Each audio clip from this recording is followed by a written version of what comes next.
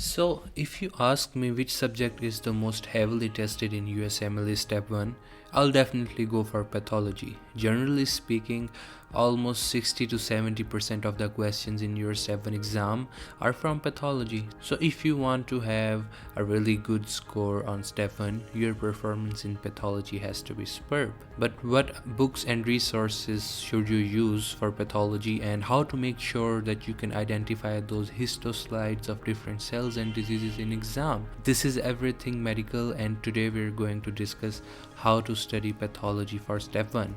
Also, I'm going to share the books that you should not study from at the end of the video, so stick around. The first patho resource is absolutely gold and is one of my favorite things to read.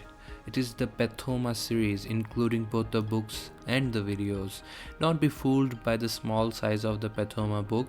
It is really high yield and each word in here can be tested in Step 1 exam.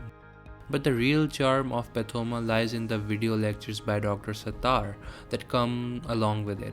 I'm a huge fan of Dr. Sattar's simplified teaching style, and I'm sure you'll be too once you get a taste of it. The video lectures not only cover the pathology of Step 1, but it also clears some physiology concepts along with it, so you get two for the price of one. Speaking of the price, I highly suggest you to purchase the legal edition of Pathoma from an authentic store. I think Dr. Sattar deserves that much respect for his contributions to the subject of pathology. If you want to buy Pathoma, I have pasted the official link in the description box. I request you to please buy it through the link given in the description, as it will help this channel at really no additional cost to you. Moving on, the second resource for pathology is of course USMLE First Aid. It basically has all the information given in the Pathoma book plus some more. First Aid's pathology is as good as the other subjects in First Aid. Now the obvious question arises, should you first do Pathoma and then move on to First Aid, or the opposite? Well, my advice is this. First, listen to the Pathoma lectures of one chapter, then read up that chapter from Pathoma, and finally read the same thing from First Aid. I know this process feels tiring, but you just need to read the Pathoma book only once. Then you can ditch it and just move to reading First Aid's pathology. Quick side note, if you think these videos are helping you, please subscribe to my channel and give this video a like. Thank you. Finally, the third resource for Step 1's pathology is UWorld Question Bank. Many people ask me what they should read to cover the gross images and histoslides for pathology in Step 1. I always tell them to trust in the power of UWorld.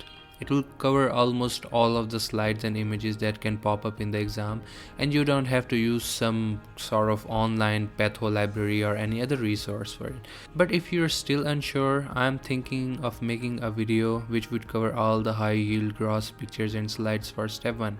Let me know in the comments if you want a video like that. So to summarize, watch Pathoma videos and read a Pathoma book in your initial phase of Step 1 preparation.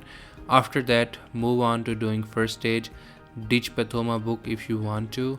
Finally, in your advanced phase of preparation, keep doing UWorld and First Aid until you completely master pathology. Now, as a bonus, I'm going to tell you what books you should not use. In my opinion, the Kaplan pathology lecture notes are not that great.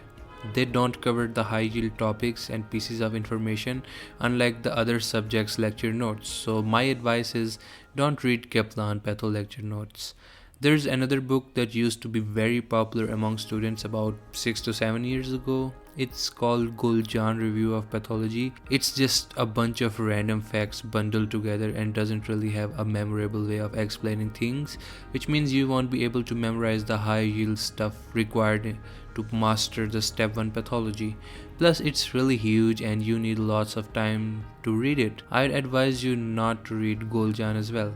So that's it for today, guys. Check out my videos for other subjects like anatomy and physiology. Links are in the description, and I'll see you in the next one.